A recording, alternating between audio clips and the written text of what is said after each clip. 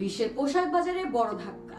বাংলাদেশকে টপকে বিশ্বজুড়ে দ্বিতীয় সর্বোচ্চ পোশাক রপ্তানিকারক দেশ হিসেবে উঠে এসেছে ভিয়েতনাম।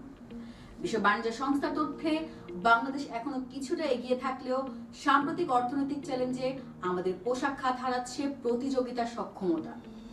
কিন্তু প্রশ্ন হলো, ভিয়েতনাম কেন এত দ্রুত এগোচ্ছে? কারণ অভ্যন্তরীণ সমস্যা ও প্রশাসনিক আমলাতন্ত্র। উৎপাদন খরচ ও আমলাতান্ত্রিক জটিলতা।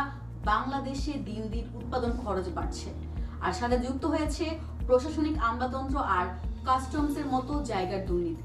একটি ছোট ব্যবসার ব্যান্ডেজ ওয়্যারহাউস লাইসেন্স নবায়ন করতেই যদি লাখ টাকা ঘুষ দিতে হয়, তবে ব্যবসা টেকানোর দায় হয়ে পড়ে, যা সরাসরি সুবিধা পাচ্ছে ভিয়েতনাম। দ্বিতীয়, লিড টাইম বা পণ্য পৌঁছানোর সময়। ভিয়েতনামের বন্দর সুবিধা ও লজিস্টিক্স অত্যন্ত উন্নত, যারা বাংলাদেশের চেয়ে অনেক দ্রুত ইউরোপ এবং আফ্রিকায় পণ্য পাঠাতে পারে, যার উপর রয়েছে নীতিগত অনিশ্চয়তা এবং কাঁচামাল আমদানি জটিলতা, যা আমাদের পিছিয়ে দিচ্ছে আর ভিয়েতনামকে দিচ্ছে বাড়তি সুবিধা। তৃতীয়ত, স্থানীয় ব্যাকওয়ার্ড লিঙ্কেজ ও সরকারি নীতি। ভিয়েতনাম দ্রুত তাদের টেক্সটাইল সেক্টর ও স্থানীয় কাঁচামাল উৎপাদনে বৈচিত্র্য এনেছে।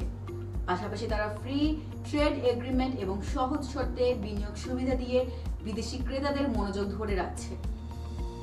ব্যবসায়ী নেতাদের স্পষ্ট বার্তা, সঠিক সময় নীতিগত সংস্কার, কাস্টম দুর্নীতির অবসান এবং দেশীয় উৎপাদনকারীদের প্রণোদনা না দিলে এই ক্ষতি পুষিয়ে ওঠা কঠিন হবে।